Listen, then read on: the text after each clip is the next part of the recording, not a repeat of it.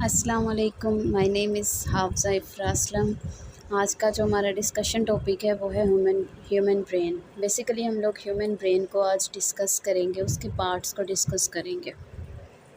आज के टॉपिक के जो हमारे कंटेंट्स हैं वो हैं parts of human nervous system, parts of central nervous system, parts of peripheral nervous system, brain, parts of brain. Discuss mainly हमने ब्रेन ही करना है, लेकिन वो नर्वस सिस्टम के कौन सी जगह पर मौजूद हैं पहले वो हम देखेंगे। बेसिक से स्टार्ट करेंगे और फिर ब्रेन की तरफ।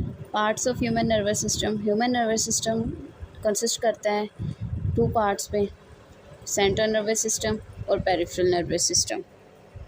Parts of central nervous system. Human central nervous system consist करता है brain and spinal cord. Brain और स्पाइनल कॉर्ड को कवर करती हैं थ्री प्रोटेक्टिव मेम्ब्रेन्स, जिन्हें हम कहते हैं मेनिंजेस।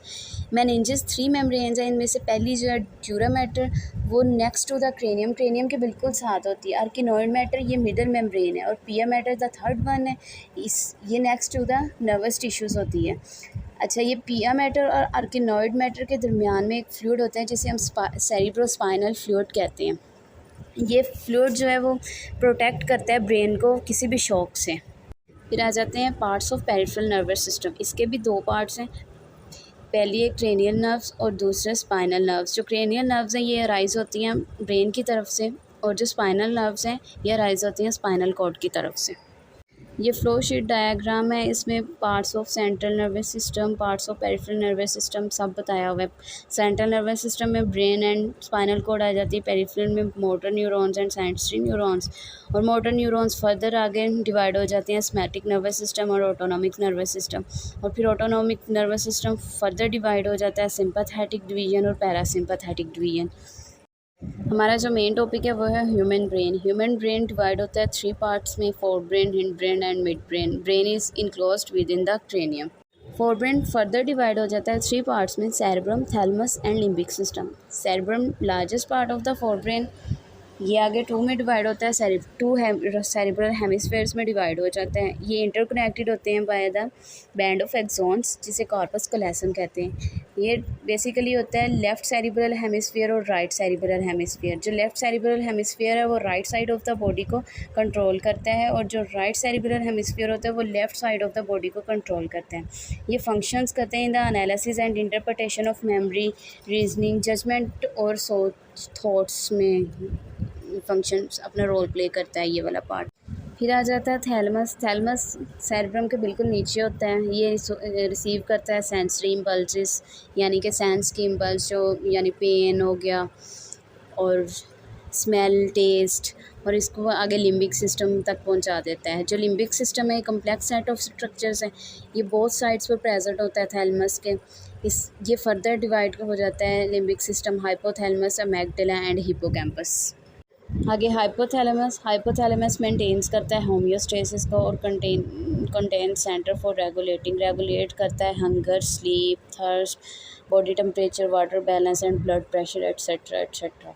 अमेग्डाला आलमंड शेप का होता है, मैसेज ऑफ न्यूरॉन्स होते हैं, ये प्रेजेंट होते हैं ऑन इधर साइड ऑफ द थैलेमस की दोनों साइड्स पर।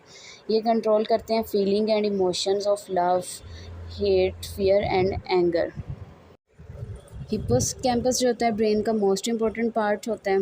Hippocampus appears to be very important in converting things that are in your mind at the moment into things that you will remember for the long run.